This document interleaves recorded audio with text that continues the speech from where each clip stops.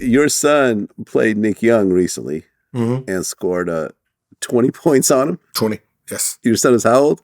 He was in eighth grade. He was in eighth grade. He was playing adult league, and it was going. And I gave Nick the benefit of the doubt that he had 30-something.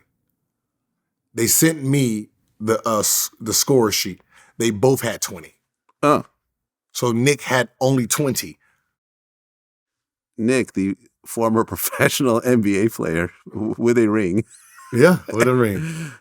Your eighth grade son scored 20 points on. Yeah. But that's gonna happen though. You're not because when you're playing in adult leagues and stuff like that, you're not taking it NBA serious. But it's still it's an eighth grader, bro. It's an eighth grader, bro.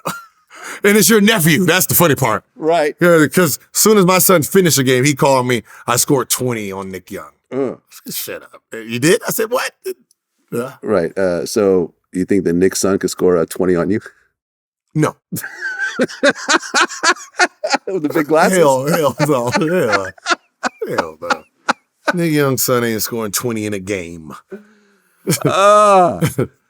And I recently had Nick Young. You actually helped set up that interview for me. What did you think of the interview?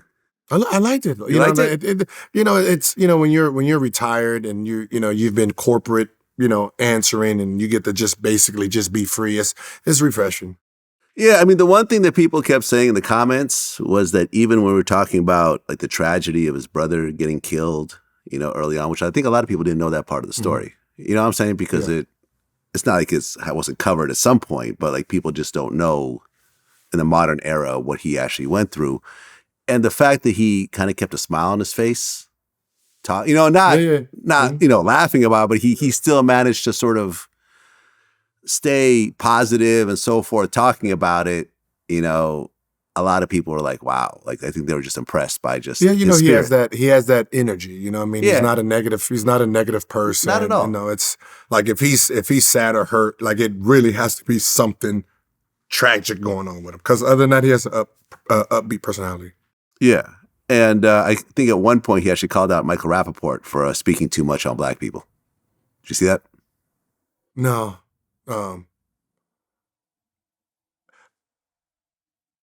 Someone that I had an argument with someone about that, and it was like, why they don't talk to white rappers and white, like, I said, that's two people. Right, I get accused of this. Yeah, there's constantly. like two people in the industry. That's those fucking interviews where we were in this shit. What's the guy? They got Jack Harlow and like, why should you just interview white people all the time?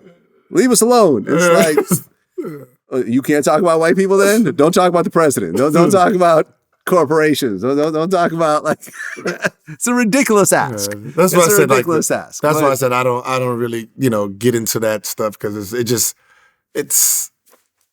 a double-edged sword. It's a stupid argument on both sides. It's just like, all right, you want me to interview the two white rappers, and then I just interview them all the time. They can be like, why you don't interview no black people? Well, listen, I get accused when I of do, this. I'm gonna coach you. I get accused of this constantly, and it's like, how come you only interview black criminals? And it's like, well, look at all the mafia interviews I have. Well, that's different. They're Italian. Like, oh, I can't fucking win.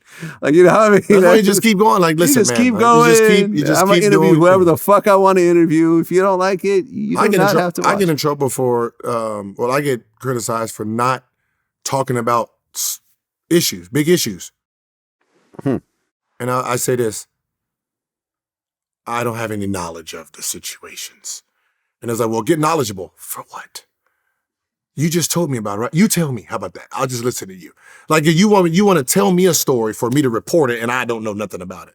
I was like, no, that's not how it. I report on the shit I know, and I can back up if someone asks me another question. Yeah. If I can't back up what I'm saying after a first, like, I don't want to know parts of it. So I'm not gonna be touching in, like, someone just got released. I don't know.